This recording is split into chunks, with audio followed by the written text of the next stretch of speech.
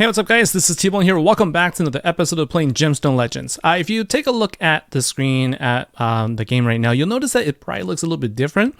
I'm actually using the same landscape mode for my game right now on my iPad. I did make a video on how to make all of your apps show up in landscape mode, even if it's a forced portrait mode type app. I just find it to be so much easier for me to be able to make my videos and to play the game.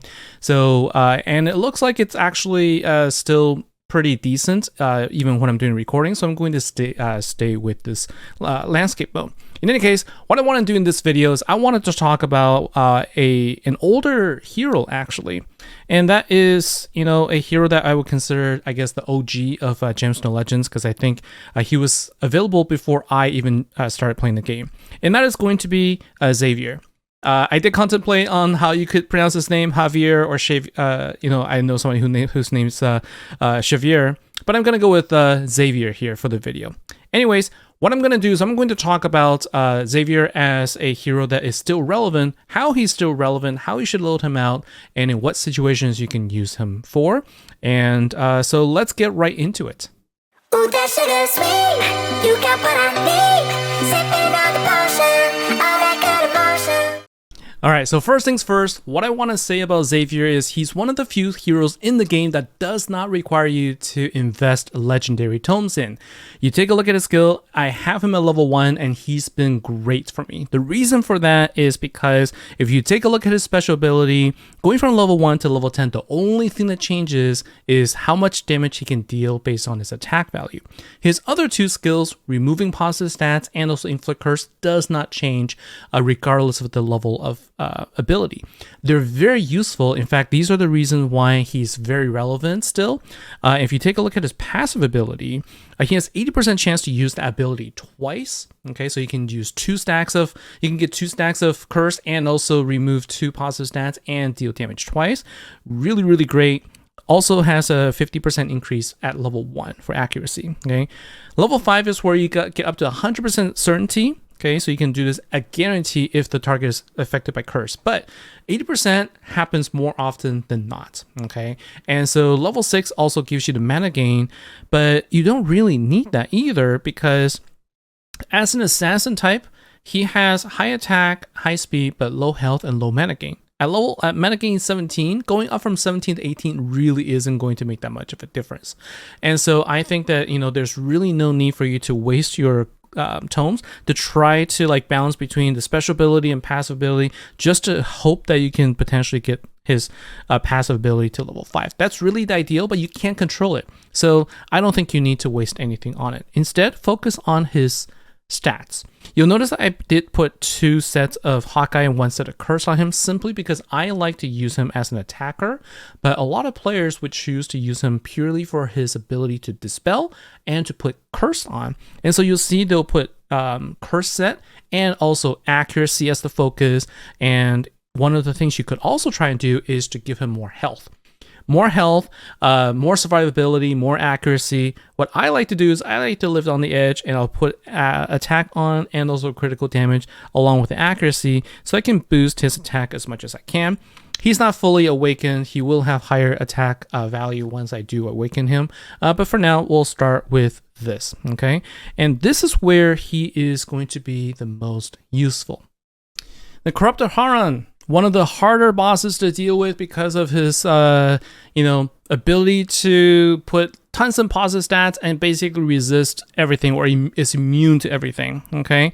Now I'm going to talk about the loadout here, and I'm also going to show you the optimal setup and why Xavier is such a good hero. Probably one of the best utility heroes against a boss. I've tried a lot of different newer heroes that I liked, but at the end of the day, I think Xavier is the most effective. Now you can use Streetblock as the leader here for additional speed. Depending on the boss speed, at level 6, I do need this additional speed boost. Otherwise, if the boss is a little bit slower and you have a hero that's fast, you can use Xavier to increase attack of all allies, which is quite significant. We're going to go ahead and change it back to speed here. And I'll talk about the reason why speed is important. Of course, you want to go first so that you can have more options. I'm also going to use this time to talk a little bit about the relic loadout, because I didn't do that.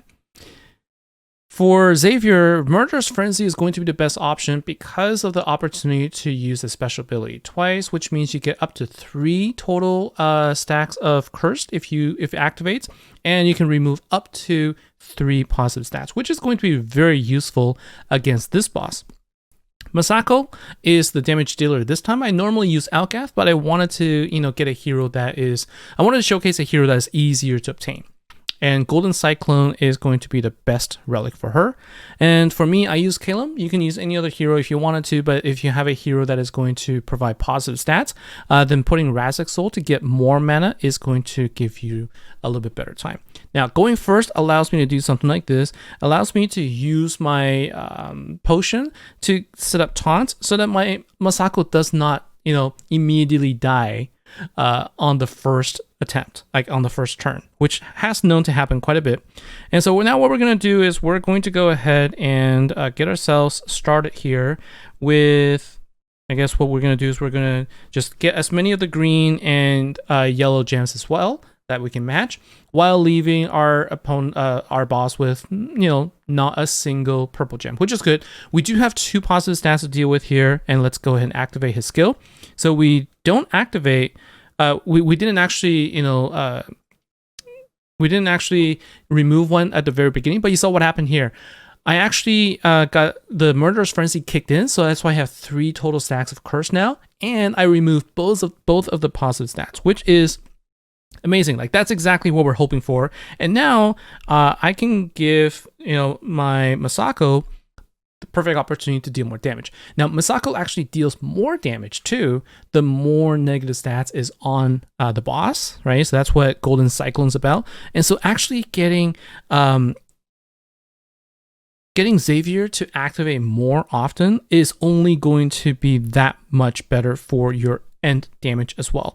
It is a really good synergy all around, right? So if we can actually, activate here, so what you see here is he actually will, just by using the skill, he also just loads up more cursed stats, which is exactly what you're hoping for, okay? And for this particular fight, what I'm trying to do is I'm trying to show this without using too many mana potions, but you want to take advantage of as much as you can. You do want to take advantage of, his skill earlier on, because Masako is going to be able to deal the most damage here. And so now what we're going to do is we're going to just kind of show you what happens when the boss is able to use his ability. Okay, so he's going to activate. Oh, he doesn't actually start here. So what I wanted to show was him actually starting out with loading up some positive stats, and what happens is he will actually, you'll actually, see it pop up, and then it's going to disappear.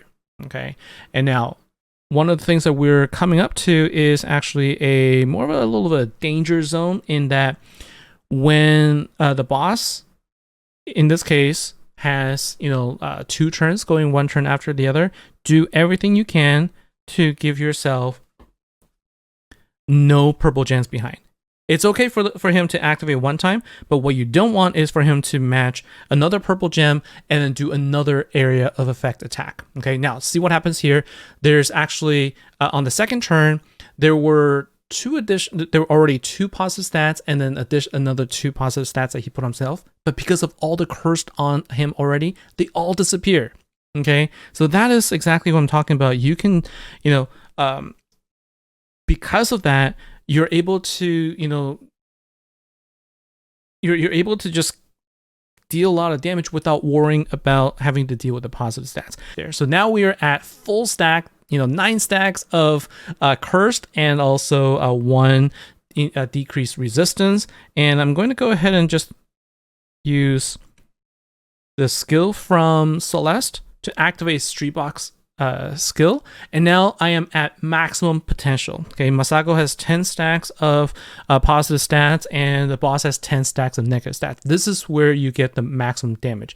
If this was in between turn 10, I would have actually dealt even more because of the ability, because of Vermin's ability to ignore defense. But this is still really good. I'm basically dealing 100,000 damage each time. And so I think what I'm going to do is I'm going to let the game go through. I'm going to complete the fight, and you'll see the end results. But that is, let's go ahead and see what happens.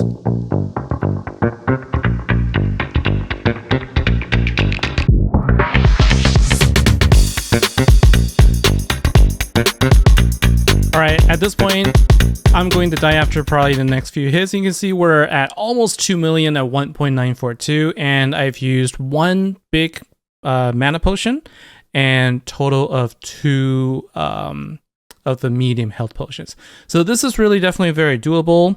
It is, you know, something I think is worth exploring, especially if you're having a hard time with Haran, or if you got yourself a Xavier and you just don't know what to do with him.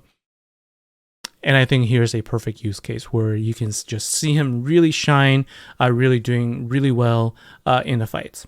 And so, you know, hopefully you guys enjoyed this video. Let me know what you guys think in the comments below. And, you know, look forward to, you know, showcasing more different ways of playing different heroes that are not always the newest, but there's certainly, you know, not it's certainly not the case where old heroes are useless and not relevant. And I'm going to be looking forward to other opportunities to show you different play styles as well. So that's going to be it for me for today. Thank you very much, everybody. Take care, and I'll see you in the next episode. Bye now.